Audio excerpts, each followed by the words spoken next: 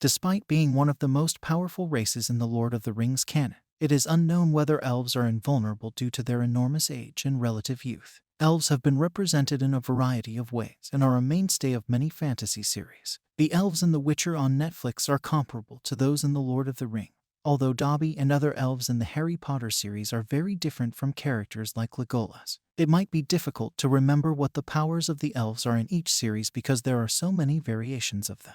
The Lord of the Rings, The Rings of Power on Amazon Prime has rekindled interest in J.R.R. Tolkien's interpretation of elves. Despite the fact that the two adventures are thousands of years apart, the primary characters of the Ring of Power, Galadriel and Elrond, also appear in Frodo Baggins and Company's well-known The Lords of the Rings saga. Here is a look at how the Lord of the Rings elves age and whether they are indeed immortal in light of that. Because they are both the offspring of Eru Ilúvatar, the originator of existence in Middle-earth, elves and men in Tolkien's work exhibit traits that are similar to one another. But the main distinction is that elves mature differently and live forever. 3 cycles make up an elf's life. Although most elves are completely developed during their first 50 years, the first cycle for elves is comprised of childhood and adolescence, lasting about 100 years. Adulthood, the second cycle of an elf's existence, can last for thousands of years without aging physically. Despite being immortal, not all elves complete the ultimate cycle since the majority either pass away or go to Valinor.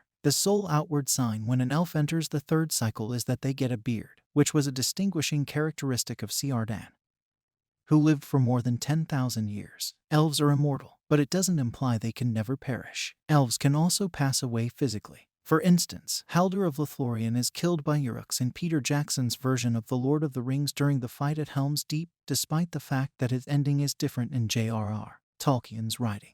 Still, elves are more difficult to kill in battle than men thanks to their superior healing abilities. Elves can also die from poisoning, as Eredil did during the First Age, or more tragically from grief, like Elthine did when her partner Beren died. When an elf passes away, their spirit travels to Valinor's Halls of Mandos. In the halls, Mandos, the god of the underworld in Middle-earth, judges whether a dead elf deserves to be given their physical form once again based on whether they were good during their life, and if they still have the will to live. If Mandos chooses against it, an elven ghost will stay in their halls for all of time or until they are prepared to be re-embodied.